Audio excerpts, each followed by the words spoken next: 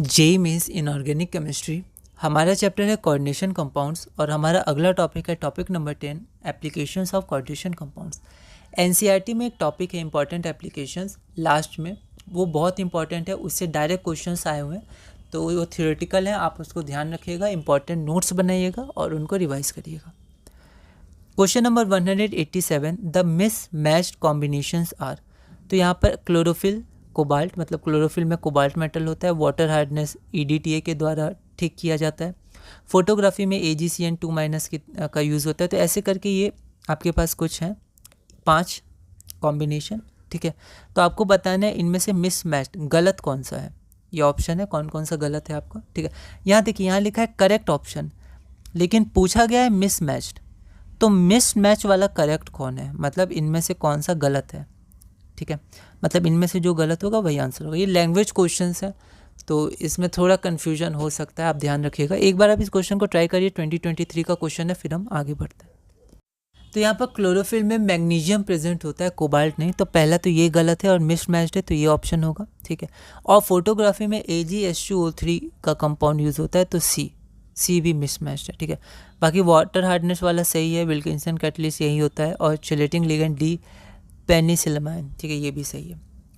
तो इसका आंसर हो जाएगा आपका A and C। Direct NCERT का क्वेश्चन है, आप देखिएगा, ठीक है। तो Mg is present in chlorophyll और in black and white photography the developed film is fixed by washing with hyper solution, है ना, H2O3 whole twice, which dissolve the undecompose AgBr to form a complex AgH2O3 whole twice 3-, तो ये hypo है, ठीक है। तो आपका answer हो जाएगा A और C। अगला क्वेश्चन है क्वेश्चन नंबर 188 होगा, हाँ 188 लिखा हुआ है। To inhibit the growth of tumours identify the compounds used. तो जो ट्यूमर होता है उसका ग्रोथ को रोकने के लिए कौन सा कंपाउंड्स का यूज़ किया जाता है। आपके पास 4 ऑप्शन है, ठीक है, लेकिन ये आपके 4 ऑप्शन है, ठीक है, आपके पास 4 कंपाउंड्स दिए हुए हैं, तो आपको बताना है इसमें से कौन सा सही है। डायरेक्ट एनसीईआरटी का क्वेश्चन है, एक बार आप इस क्वेश्चन को ट्राई करिए, 2023 में आया था, फिर हम आगे बढ़ते हैं।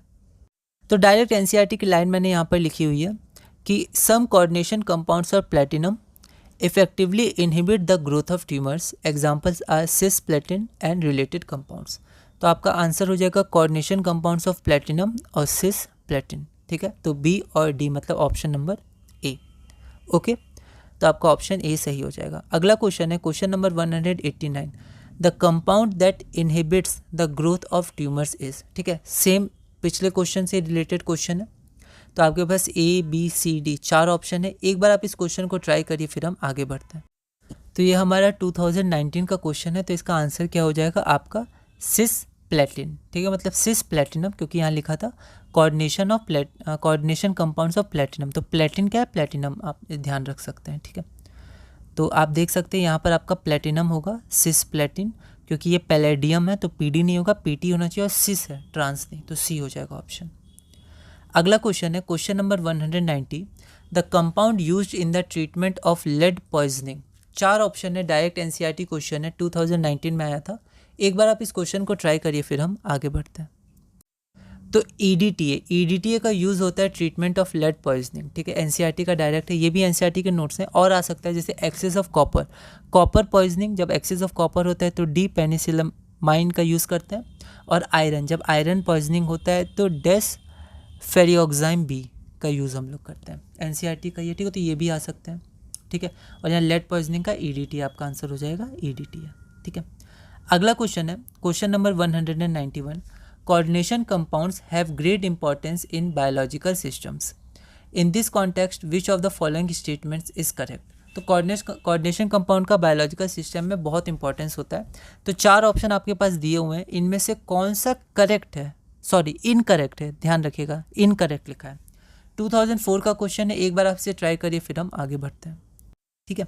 अब जैसे मान लीजिए आपको ये सब नहीं पता, ठीक है, तो पहले आप ऑप्शन ज़रूर पढ़िएगा। जैसे देखिए पढ़ते हैं, cyanocobalamin is B12 and contains cobalt, ठीक है। अब कोबाला आया है तो कोबाल्ट हो सकता है, पर B12 है कि नहीं पता नहीं, आगे बढ़ते हैं। Haemoglobin is the red pigment of blood and contains iron, ये तो आपको पता होगा, आयरन होता है हीमोग्लोबिन में, ये आप ध्यान रखिएगा, ठीक है। तो ये सही है, मतलब ये नहीं होगा क्योंकि इनकरेक्ट चाहिए। आगे chlorophyll are green pigments in plants and contains calcium, देखिए ये बहुत ही बेसिक नॉलेज है, क्लोरोफिल में मैग्नीशियम होता है, कैल्शियम नहीं होता। एक क्वेश्चन में कोबाल्ट लिखा था, मिसमैच, वो भी गलत है। ये मैग्नीशियम होता है तो यही इनकरेक्ट है, मतलब यही आंसर होगा। फिर carboxy peptidase A is an enzyme and contains zinc, ये पता नहीं, हो भी सकता है नहीं भी, अगर नहीं ध्यान है तो आपको नहीं पता है।